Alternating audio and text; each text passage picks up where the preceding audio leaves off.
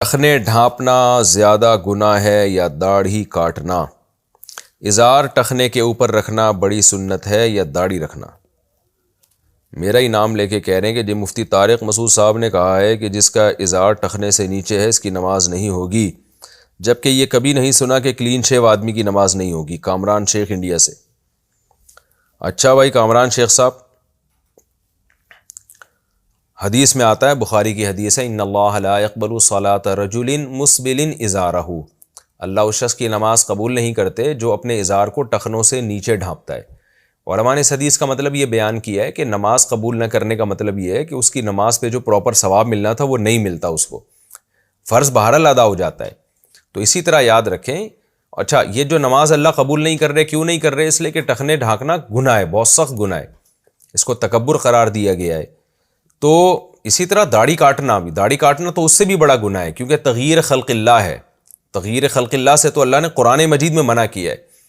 یہ جو آپ ٹخنے ڈھانکتے ہیں یہ تغییر خلق اللہ نہیں ہے، داڑھی کاٹنا تو تغییر خلق اللہ ہے۔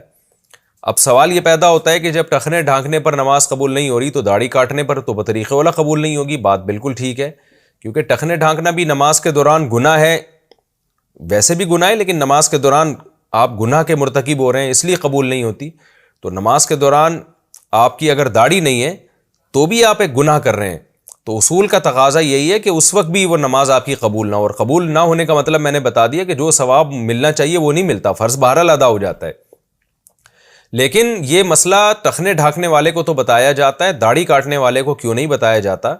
اس کی وجہ یہ ہے کہ ٹخنے تو 2 منٹ میں انسان اوپر کر لے گا نا فولڈ کر کے، داڑھی کاٹنے والے تو ان کو اگر یہ مسئلہ یوں کہا جائے کہ جی ثواب نہیں ملتا تو وہ داڑھی رکھنا تو دور کی بات، ڈر یہ ہے کہ نماز سے بھی جائیں گے وہ۔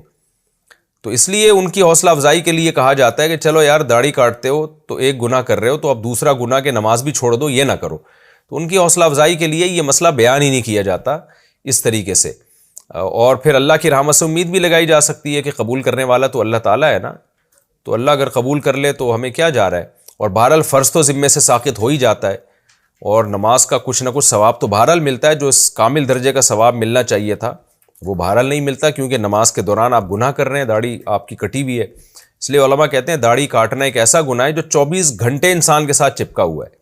جتنے بھی گناہ ہیں نا کچھ دیر کے لیے ہوتے ہیں پھر ختم ہو جاتے ہیں، ان کے اثرات نحوست تو رہتی ہے لیکن وہ ختم ہو جاتے ہیں۔ داڑھی کاٹنا تو ایسا گناہ ہے جو 24 گھنٹے آپ کے ساتھ چپکا ہوا ہے۔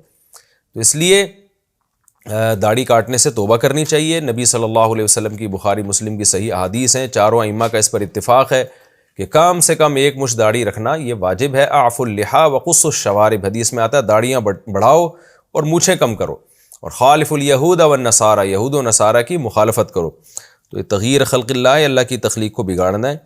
تو باقی یہ کہ جو داڑھی کاٹتے ہیں اب ایسا نہیں کہ نماز بھی چھوڑ دیں، وہ تو کم از کم نماز پڑھتے رہیں، وہ شاید اللہ اسی کی برکت سے داڑھی کی بھی توفیق دے دے۔